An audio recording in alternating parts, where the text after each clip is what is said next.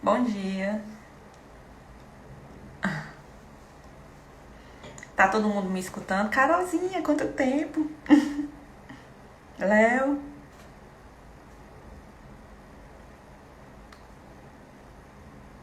O áudio tá ok? Tá todo mundo me ouvindo?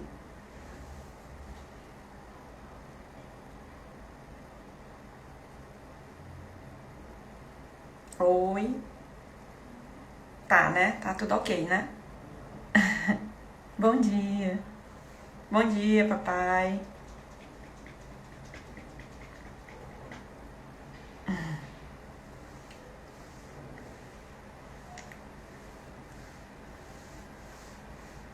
Bom, bom dia para quem tá chegando novamente. Mais uma vez nós estamos nos encontrando aqui no canal do Lex para estudar um item, né, do Evangelho segundo o Espiritismo, o ponto de vista. Mas antes da gente começar a nossa leitura e o nosso diálogo, eu digo diálogo porque a gente está aberto, né? Vocês estão abertos a conversar pelos comentários, né? E ter esse diálogo, esse feedback entre a gente, tá? Mas antes a gente vai fazer uma oração. Quem tiver se sentir mais confortável, fechar os olhos, tentar acalmar os pensamentos e agradecer ao Pai por mais esta oportunidade de despertar, do amanhecer, mais uma nova oportunidade de tentarmos fazer diferente e melhor do que ontem, pedindo sempre o apoio, a tuição dos seres espirituais iluminados, em nome de Deus, em nome de nosso Senhor Jesus Cristo. Senhor, nós somos seres imperfeitos, mas com a Tua bênção, com a Tua mão acolhedora, nós possamos trilhar pelos caminhos que nos levarão até a Ti.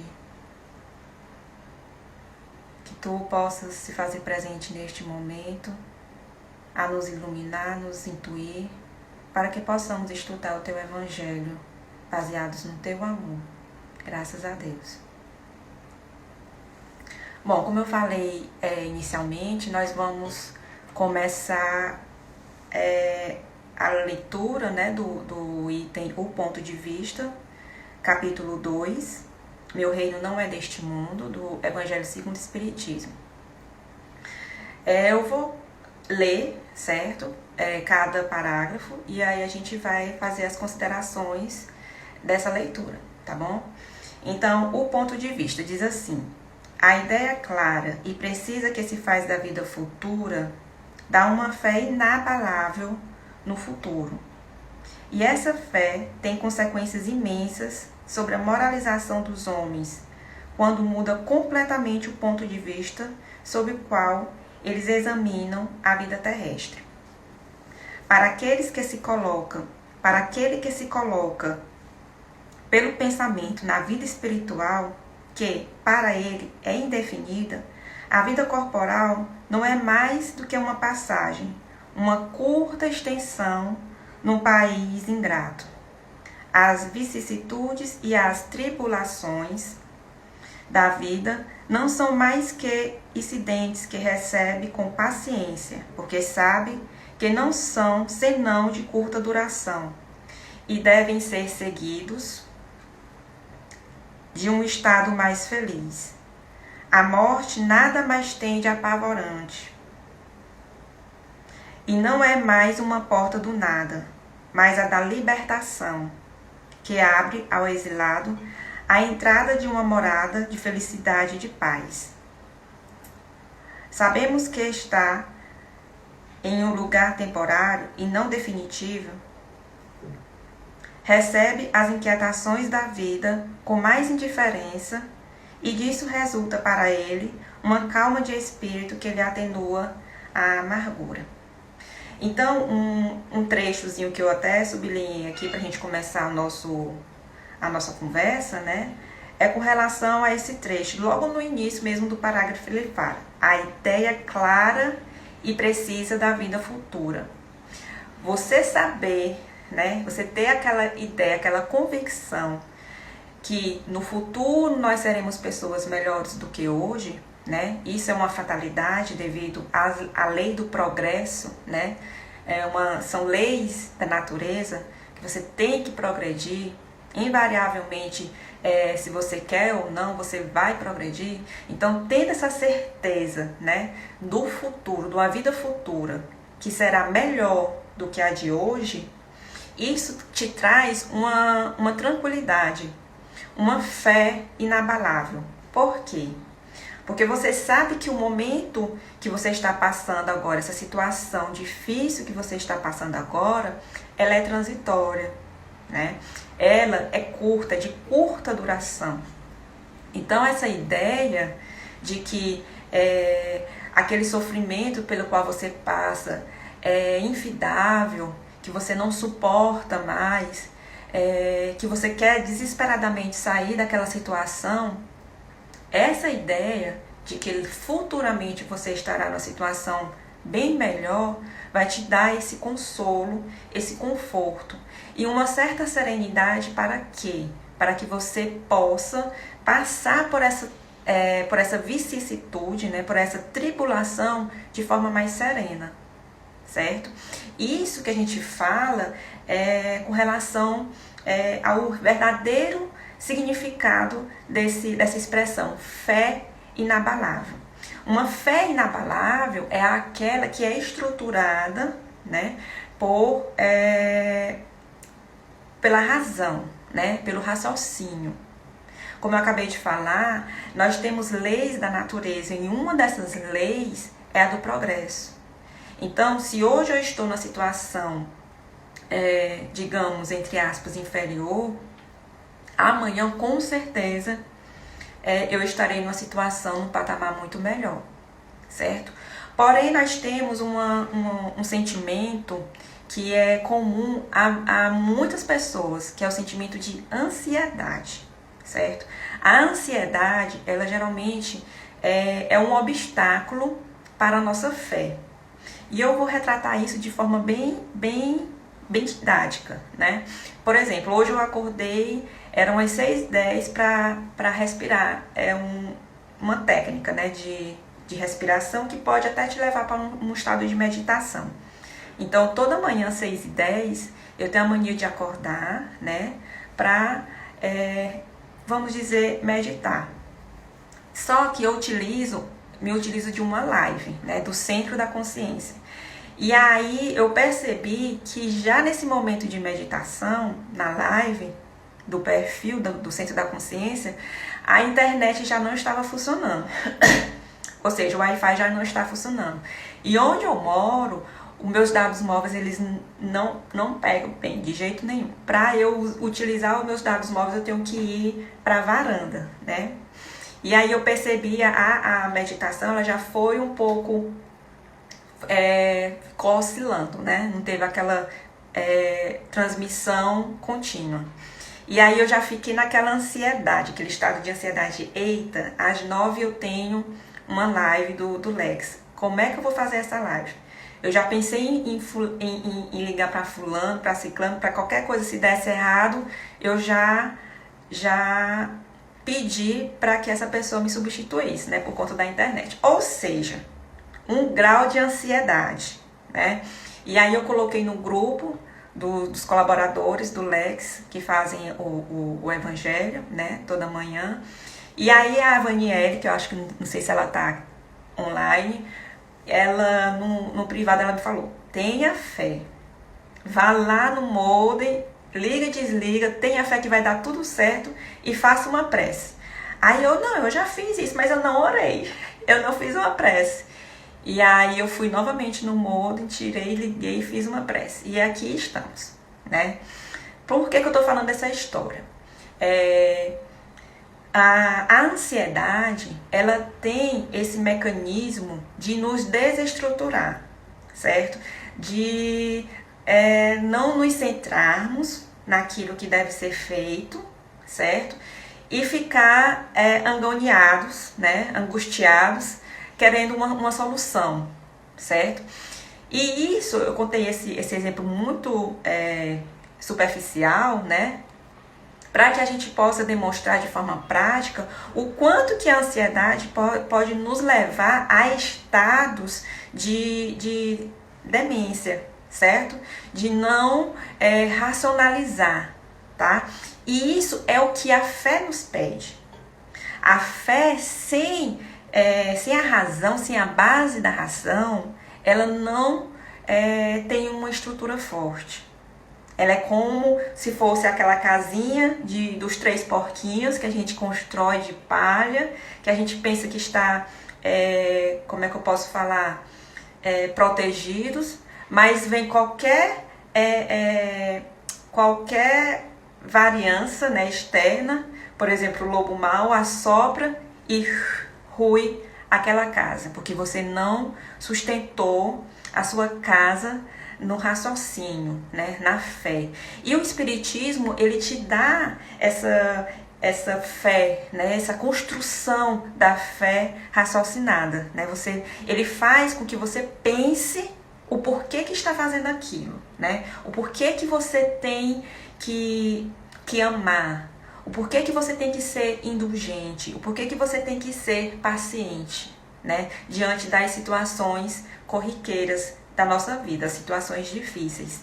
Então, o ponto de vista, ele nos dá um diferente ponto de vista, ele nos dá essa segurança de que aquilo que nós estamos passando irá passar. Porque eu sei que uma das leis da natureza é justamente o progresso, como eu já falei diversas vezes aqui, certo? Então, continuando. Pela simples dúvida sobre a vida futura, o homem dirige todos os seus pensamentos sobre a vida terrestre. Incerto do futuro, dá tudo ao presente, não entrevendo bens mais preciosos do que os da terra. Ele é como a criança que não vê nada além dos seus brinquedos. Para obtê-los, não há nada que não faça. A perda do menor dos seus bens é uma tristeza pungente, uma decepção, uma esperança frustrada, uma ambição não satisfeita, uma injustiça de que é vítima. O orgulho ou a vaidade feridos são igualmente tormentos que fazem da sua vida uma angústia perpétua, dando-se assim voluntariamente,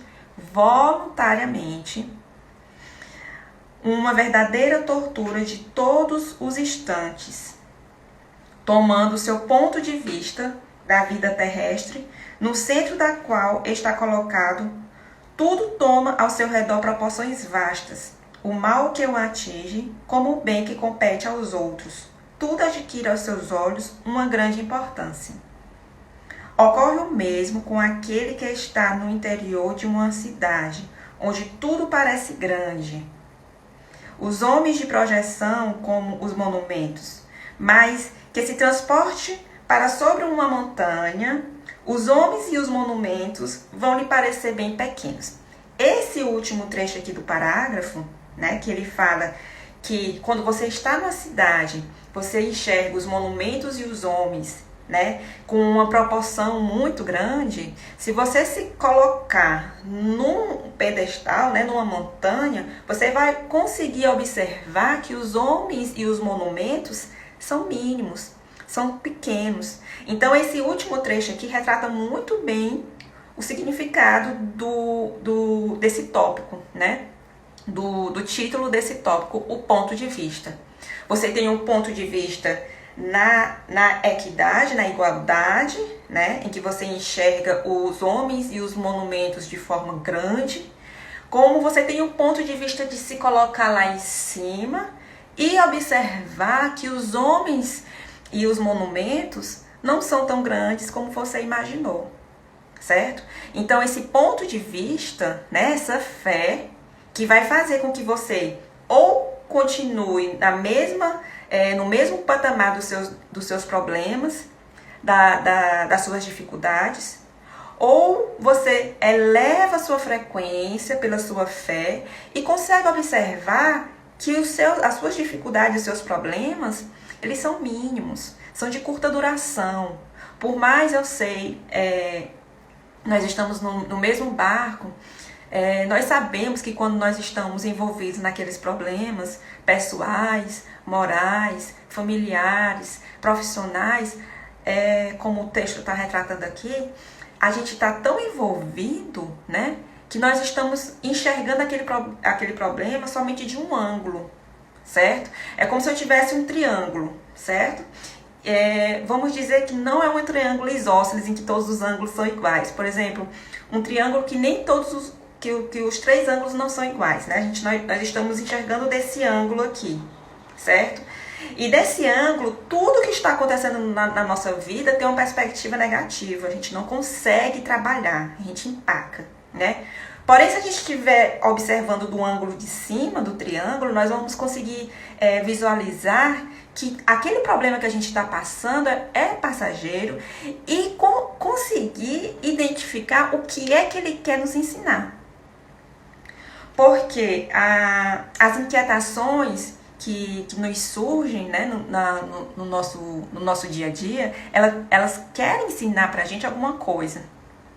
Por que eu me inquieto com determinadas situações? Será que é por causa do ciúme? Será que é por causa do orgulho? Será que é por causa da inveja que eu não consigo trabalhar? E essas inquietações, né, essas tribulações, essas vicissitudes, elas se apresentam a nós para que possamos nos moldar e talhar esse diamante bruto que nós somos. Então, tudo está na nossa perspectiva de como nós conseguimos enxergar determinadas situações, certo? Nunca se esqueça que você tem ângulos diferentes para visualizar seus problemas. Aí é que tá, quando ele fala, dando-se assim voluntariamente uma verdadeira tortura. É do seu interesse, é da sua vontade, da nossa vontade, se a gente vai permanecer naquele ângulo negativo. Ou se a gente vai transcender essa perspectiva negativa, se a gente vai transcender e começar a olhar as coisas de cima, como seres espirituais que somos, passando por experiências humanas, certo? Nós estamos em processo de aprendizado, tá ok? Então, continuando, ele diz assim: assim como ocorre com aquele que encara a vida terrestre sob o ponto de vista da vida futura, a humanidade, como as estrelas no firmamento, perde-se na imensidão. Ele se apercebe, então, que grandes e pequenos estão confundidos como as formigas sobre um torrão de terra, que proletários e potentados são do mesmo talhe, e lamenta esses homens efêmeros que se dão tanta inquietação para conquistar um lugar que os eleve tão pouco e que devem manter por tão pouco tempo. É assim que a importância atribuída aos bens terrestres está sempre na razão inversa da fé na vida futura.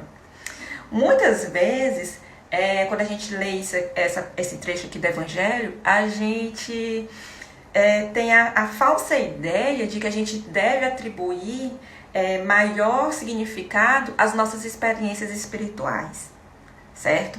E não é assim, tá? Nós estamos na Terra e precisamos ter experiências terrenas. O que é que eu estou querendo dizer? É que nós não devemos atribuir às experiências terrenas maior significado e valor do que as experiências espirituais. Quando eu falo as experiências espirituais, eu estou querendo relacionar à nossa introspecção, ao nosso estudo, ao nosso autoconhecimento. Porque a partir do momento que você se conhece, você provavelmente não vai mais passar pelas vicissitudes e tribulações que tanto lhe incomoda. Um exemplo muito grande que a gente tem, né, que é o nosso espelho, é Jesus Cristo. Muitas vezes, tem muitas pessoas que falam, mas por que falar logo de Jesus? Jesus é um ser diferente, Jesus é um ser inalcançável. Mas ele mesmo nos falou que poderíamos fazer muito mais do que ele fez. Porque assim como nós, Jesus também passou por todas as tribulações e vicissitudes que nós estamos passando. E ele deu um exemplo muito grande de fé inabalável, de fé raciocinada. Ele passou por situações, por tribulações e vicissitudes imensamente maiores. Foi crucificado, foi apedrejado, certo? Foi mal entendido e interpretado. E o que foi que ele fez? Ele centrou, ele sabia da sua missão, né? E conseguiu passar por essas situações, por essas vicissitudes lá em cima. Enxergando, se colocando na situação, chega, eu me arrepio, se colocando na situação, né, de mestre, de que é senhor de si, de que já passou por aquilo, que entende, né, a nossa ignorância, que entendia a nossa ignorância. Então ele elevou a sua frequência e conseguiu passar por essas vicissitudes e tribulações que todos nós sabemos pelos quais ele passou. Porém, não com tanto peso se fôssemos nós, né? Então, que devemos não atribuir tanto significado à nossa vida terrestre, em detrimento à vida espiritual, certo? A nossa moral, tá ok? E aí, no item 6, ele diz: se todo mundo pensasse desse modo, dir-se-á, a ninguém se ocupando mais com as coisas da terra, tudo periclitará. Não. O homem procura instintivamente o seu bem-estar. E mesmo com a certeza de não estar senão por pouco tempo no lugar, ainda quer aí estar melhor ou menos mal possível. Não há ninguém que, achando um espinho sob sua mão, não o tire para não ser picado. Ora, a procura de bem-estar força o homem a melhorar todas as coisas, possuído que está do instinto do progresso e da conservação, que está nas leis da natureza. Ele trabalha, pois, por necessidade, por gosto e por dever, e nisso cumpre os desígnios da providência que o colocou sobre a terra para esse fim. Somente aquele que considera o futuro não atribui ao presente senão uma importância relativa, e se consola facilmente com os seus fracassos, pensando na destinação que o espera. Então, quando ele fala no início do parágrafo, né, quando a gente vai viajar, por exemplo, de férias ou a trabalho, a gente procura por um hotel, claro, de consonância com as nossas condições financeiras, né? Mas nós procuramos um hotel geralmente confortável, certo? Então, se nós formos ter, Ilana, se formos ter essa perspectiva, né, de que fazer essa analogia de que nós estamos tendo nossas experiências terrestres, né? Mas por sermos seres espirituais, nós não devemos dar importância a essas experiências terrestres, não. Nós devemos tentar nos acomodar nessa experiência terrestre da melhor forma possível, certo? Porém, não dando tanta importância a essa experiência terrestre do que a vida futura, né? Do que a vida espiritual. Então, nós devemos sim trabalhar pelo nosso sustento, né? Pelo nosso aprimoramento intelectual, profissional, social, certo? Porém, sempre lembrando que existe algo maior, que é as nossas questões morais e espirituais, tá? E aí ele continua: Deus não condena, pois, os prazeres terrestres, mas o abuso desses prazeres, em prejuízo das coisas da alma. É ainda contra esse abuso que estão prevenidos aqueles que se aplicam a estas palavras de Jesus. Meu reino não é deste mundo. Porém, ele falou: irei para vos preparar o lugar. A nossa casa não é aqui, certo? A gente já começa a ter quando a gente se espiritualiza, a gente já começa a ter essa convicção de que a nossa casa não é aqui. A morte já não nos amedronta tanto mais, porque nós sabemos que ela é uma porta, né, para a verdadeira libertação. Porém, a morte como é que eu posso falar? A morte natural, certo? Não uma morte induzida, lógico, que aí perde todo o sentido. Aquele que se identifica com a vida futura é semelhante a um homem rico, que perde uma pequena soma sem com isso se perturbar. Se lembra? Está lá em cima. Ele consegue visualizar que aquilo que está lá embaixo, ele precisa, mas não é tudo. Então, se ele perde, ele não se angustia, certo? Ele não se desespera. Porque ele tem a fé inabalável, a fé raciocinada de que aquilo é passageiro. Na realidade, o que é que nos pertence? Certo? Se você tem medo de perder algo, é porque aquele algo não lhe pertence. Porque se lhe pertencesse, você não teria medo de perder. Então, tudo aquilo que você constrói de forma moral, né, para você, para o seu interior, aquilo tudo é imperdível, certo? Todos aqueles sentimentos que você constrói no seu ser, você não perde, certo? Até os nossos filhos que a gente pensa que são nossos, eles não são nossos, como fala o Khalil Gibran, né? Ele fala assim, vossos filhos não são vossos filhos, são filhos e filhas da ânsia da vida. Então nem eles nos pertencem. O marido, a esposa, os amigos, nada disso lhe pertence, certo? E aí, aquele que se identifica com a vida futura é semelhante a um homem rico que perde uma pequena soma sem com isso se perturbar. Aquele que concentra seus pensamentos sobre a vida terrestre é como um homem pobre que perde tudo o que possui e se desespera. Porque só enxerga naquele ângulo baixo, né? Como ele fez uma analogia com a criança, que não quer perder nenhum dos seus brinquedos. Que se perder um, se frustra, que se desespera. Então, que a gente tente nos centrar, né?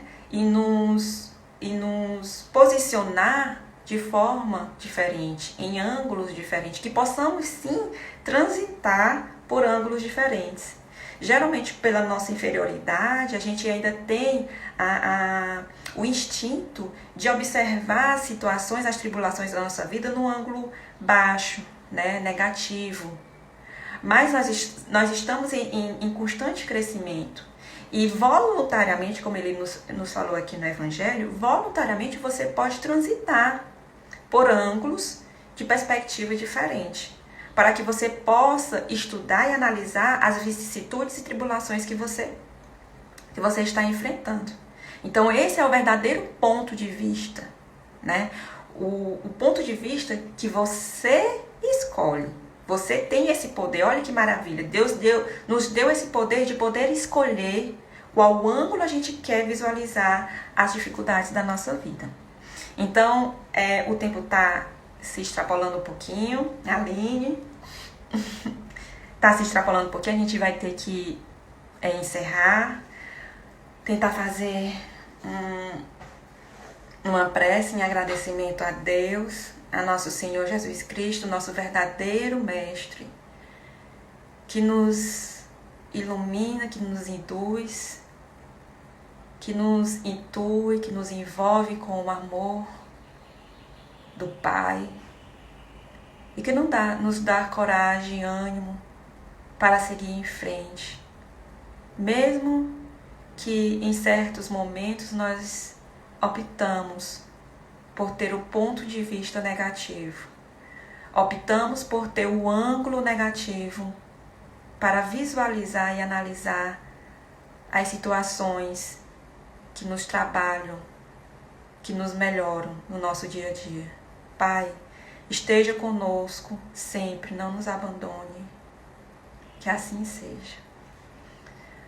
Bom dia, muito obrigada a todos que estiveram junto conosco e até breve.